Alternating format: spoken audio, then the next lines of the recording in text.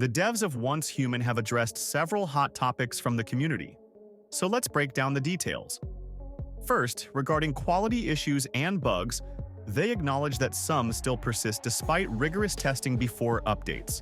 The devs explained that, given the complexity of the game's systems and scenarios, unexpected issues can slip through. However, thanks to consistent player feedback and data monitoring, they've significantly reduced bugs and aim to resolve most of them by 2025 for a smoother experience. They encourage players to report any bugs via in-game customer support or the feedback platform for quick attention. From my point of view, they're doing a good job fighting bugs, but some have existed since day one. I know there's no way the game can be completely bug-free, but the best thing we can do is report issues. If you enjoy playing this game, help the devs out and report anything that disrupts your perfect gameplay. For players craving tougher challenges, the upcoming Lunar Oracle scenario launches on January 16th and promises a higher difficulty level. This new content should satisfy experienced players looking for a more intense test of skill, essentially providing a nightmare mode-like experience. I'm looking forward to this change, but to be honest, for now, I don't really like it. I'd prefer permanent nightmare servers instead of event-based harder gameplay. I'm also concerned that with the removal of Manabus Hard and Normal when Lunar Oracle is released, the base Manabus difficulty might drop to normal, which could make the game easier if you can't or don't want to participate in this event. I hope they release much harder base scenarios and then add challenging content on top. At the same time, I'd like the game to feel rewarding at higher difficulties. Right now, playing on Manabus Hard offers no real incentive, which is why most players stick to Manabus Normal. Speaking of rewards, the game feels unrewarding since the release of Stellar Stairway.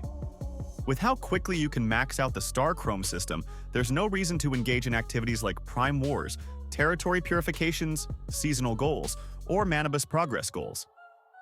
This issue isn't limited to PvE. In PvP, it's the same problem. For example, players don't want to play until Phase 6 for Asterism crates because they lack value. Instead, they leave as soon as their scenario exit card cooldown allows. I hope the devs add better rewards or revamp content to make it worthwhile. If you agree, report this problem and share your thoughts with me. Moving on, some territory-related issues, such as flickering lights, improperly loaded wallpapers, and view distance inconsistencies, are being reviewed by the devs. While fixes for these are still in progress, they're also exploring optimization ideas based on player feedback and server performance for future updates. These are purely aesthetic issues. I agree they need fixing, but I feel like most players don't care about them. I hope the devs prioritize more important changes like improving activity rewards and fixing bugs. On the creative front, the highly anticipated player-designed enemy and boss feature has been confirmed for Eternaland. Scheduled for release in the first half of 2025, this escape room-style content will be free and accessible to all players, giving everyone a chance to create and share unique gameplay challenges. I like this concept for Eternaland. Finally, players might spend more time there. For now, it feels like all you do in Eternaland is trade, plant Growshroom Deviant, or repair gear with tactical items. As for cosmetics, new Dark and Lovecraftian-inspired designs are in development and scheduled for release in February.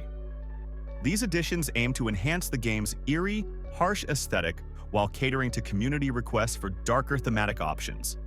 That's great news. Finally, some dark-themed cosmetics, which I'm a fan of.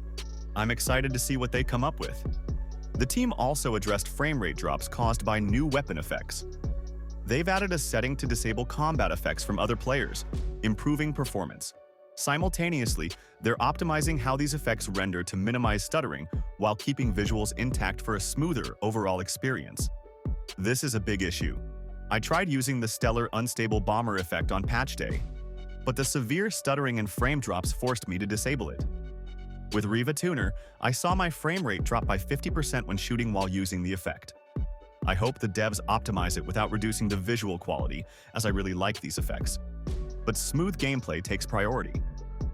Lastly, the devs have teased a live Q&A session happening in January 2025, allowing players to interact with game designers in real time. The exact date will be announced soon, but it's an excellent opportunity to get direct answers to your questions. Meanwhile, they wrapped up by wishing everyone happy holidays and a great new year. Don't forget to share your thoughts and report bugs to the devs. Join my Once Human Discord and feel free to like, subscribe, and share if you enjoy my content. If you want to support me even more, join my membership program for various benefits. Finally, a big thanks to my supporters: Damian Rizadkowski, Gerard, Vitali, Kiayas, and 327.